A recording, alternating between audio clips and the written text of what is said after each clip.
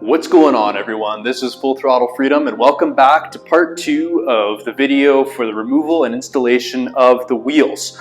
So I got my tires mounted and balanced.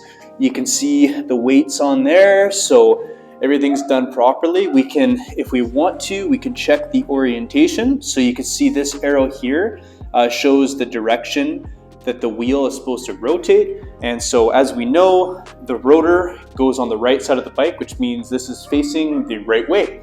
And then on the front tire here, just do a quick check. So as we know, again, the rotor is on the right side of the bike and this arrow is pointing in the right direction. So had no doubts, but we know for sure that they did their job right. And let's get into it, guys. Okay, super quick. In addition to all the tools that you used last time, you might want to grab yourself some grease. This is going to be used on the rear axle. It's not called for on the front. And then get yourself some silicone brake lubricant. We've been using this a lot. I've got a lot of good use out of this. So definitely grab yourself some if you don't have some already. And then also, something I realized when I was looking through the torque specs is that these two front caliper mounting bolts are considered ALOC bolts, so ALOC. And basically what that means is they have thread locker already applied. They have this Honda orange thread locker, which is essentially the equivalent of blue thread locker that you'll see most of the time. Apparently, these need to be replaced, so I ordered some. What I'm going to do for this video is I'm just going to brush off this thread locker and reinstall these bolts. But if you can get some new ones, that's the ideal option. Otherwise, I'd say just go ahead and use a wire wheel, get that thread locker off, and then put some new thread locker on, reinstall the bolts, and you should be okay. Okay, so this time I'm going to do everything in the reverse order of the last video. So I'm going to start with the front of the bike and then work my way to the back. So let's go ahead and start with these spacers. So we know these spacers are exactly the same, so it doesn't matter which side goes to what. And we're just gonna put it inside here. And now for the other side. Perfect. Okay, and now we're gonna roll the tire back into position, taking care not to damage our rotor. Okay, and I'm gonna lift it up here.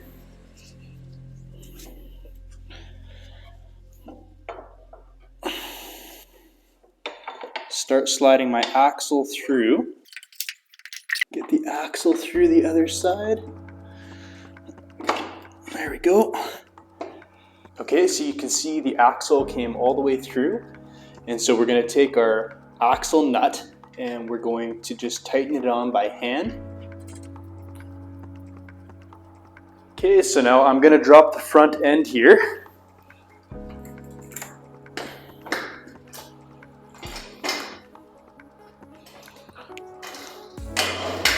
Okay, and now we're gonna finish tightening on this axle. Okay, and now torque on this front axle is gonna be 44 foot-pounds or 59 newton meters.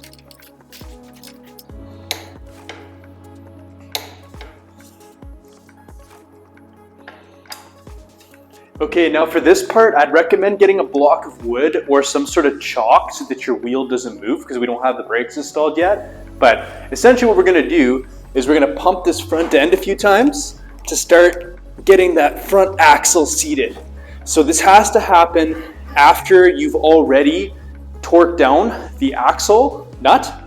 But yeah, just go ahead and just pump it a few times. Make sure it's really seated in there before we tighten down this pinch bolt here. Okay, and now as we found out last time, there's just the one pinch bolt. So now we're going to tighten this guy down. Hand tight first. Okay, and now the torque on this guy is going to be 16 foot-pounds or 22 newton meters. Okay, so 16 foot-pounds. Let's go ahead and torque this guy down.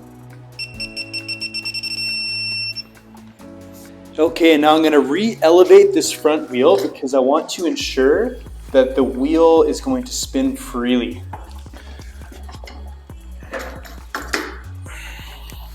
Okay, and let's test it. Okay, that's looking great. Okay, and now the last step here is going to be reinstalling the caliper here.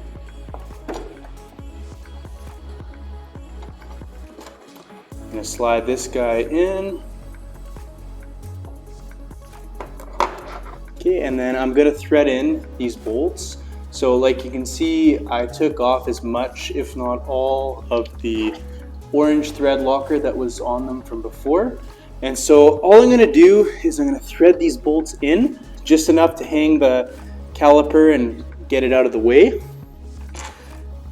But just for information's sake, when you are going to tighten down these bolts, they're going to be tightened down to 22 foot-pounds or 30 Newton meters. So once you do either get the bolts, which it's one of those things, if it's in the manual, there's probably a reason for it. So I'm going to play it safe when it comes to brakes and tires. I just don't mess around. So I would recommend that you do the same, but if you don't, just throw on some blue thread locker. It's just one of those things. I don't want to take that risk, and so I'm going to get new bolts, and once those bolts come in, I'll torque everything down and we'll be completely finished for this front end. Okay, and now on to the rear. So for the rear, we have a little bit of prep work. So let's start out here by throwing back on these damper rubbers. Okay, and you have to remember that they go in this way. So with the kind of V pointed towards the center, the axle. Okay, and you know you've done this part right when you see that the gaps between each of these rubber dampers is in a slight V shape, which matches the driven flange. Okay, and now we're going to reseat the driven flange here.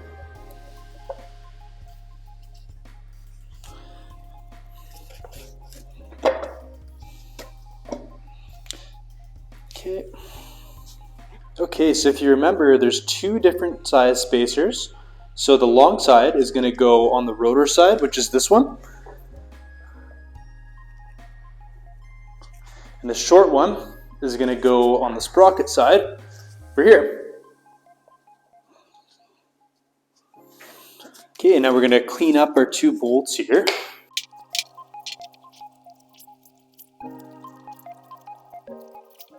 Okay, now we're going to lube up the brake caliper pin with some silicone brake lubricant.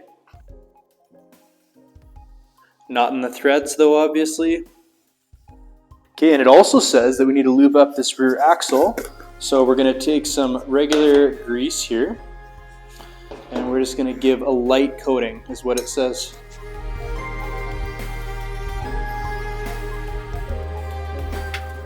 Okay, now for this section here, I'm going to do it a little bit different than how I started. So I'm going to start by undoing this brake caliper here, just this zip tie here.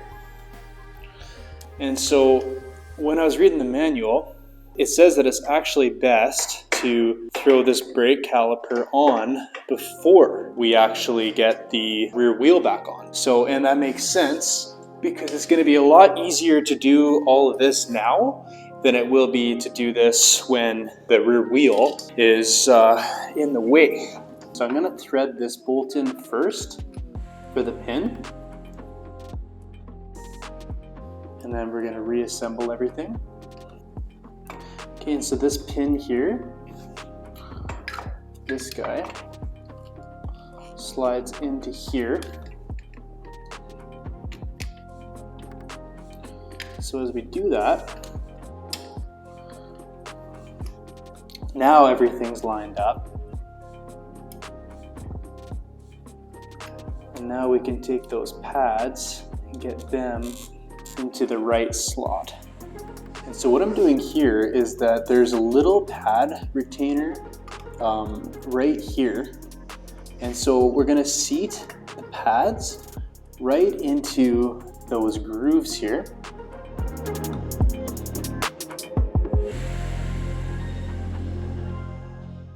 And now we're going to take our other bolt, and now we're going to slide this guy in here.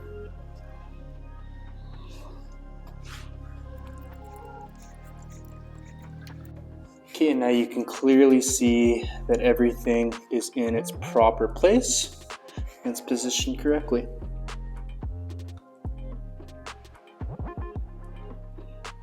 Okay, and now torque for these two bolts is going to be 20 foot-pounds or 27 Newton meters.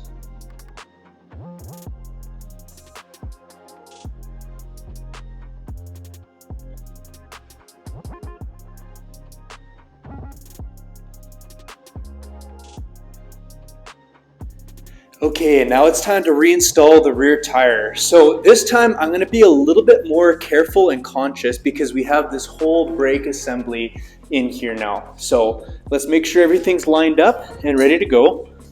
And let's slowly roll this tire back in.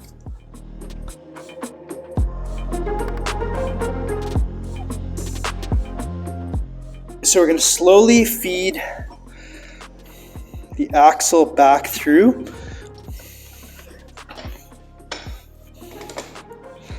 Okay, we'll feed the axle the rest of the way through, trying to line everything up.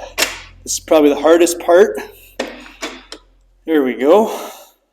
Okay, and now with the axle in, I just want to show you guys. So you want to make sure underneath here that those spacers are lined up correctly. So you can see that silver piece right there where it's lined up.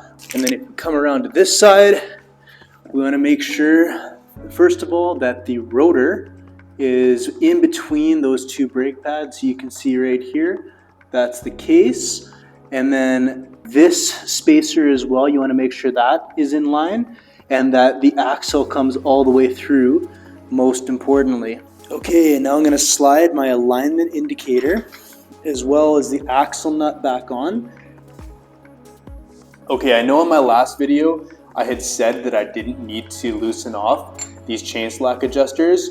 I stand corrected. There's no way to get the chain onto the sprocket before you get everything assembled, just because of the nature of the assembly, the brake caliper. Everything is just a lot different on this bike. It's just not possible. So I needed to loosen off these chain adjusters so that I had enough room to get the chain back onto the sprocket.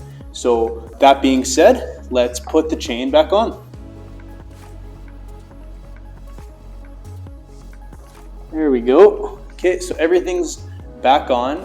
And now our last step before we tighten down our axle nut and our axle is that we're going to set our chain alignment and our slack. Okay, now if you haven't seen my chain slack and alignment video, I'm gonna have a link for it here. But all you need to know on this bike is that this nut here is the lock nut, this nut here is the adjusting nut, and everything else is done the exact same way. So I'm just going to speed up the video here, but I do remember from before that I was 4 notches in. So I'm going to set it to the same spot. I'm going to check the slack, make sure everything's good, and we'll go from there.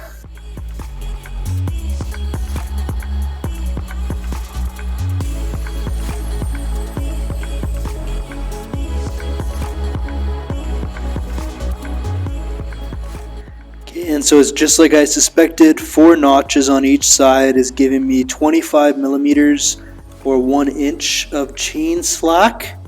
And that's exactly what we want. So I'm going to tighten down these lock nuts and then we're going to finish this up. Okay, and now it's finally time to tighten down the rear axle nut, which is set to 65 foot-pounds or 88 Newton meters. So start by tightening it by hand as much as we can.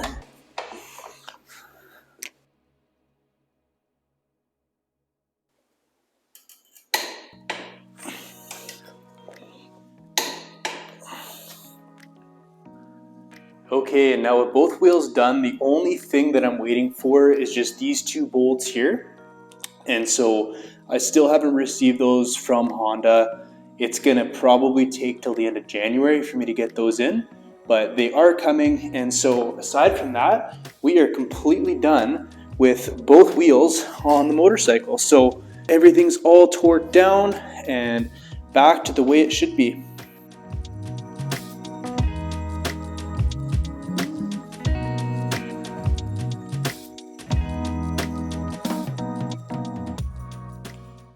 Okay, and that brings us to the end of my step-by-step guide for how to remove and install both wheels on a 2015 Honda CB300F. Thanks for watching and be sure to ride safe.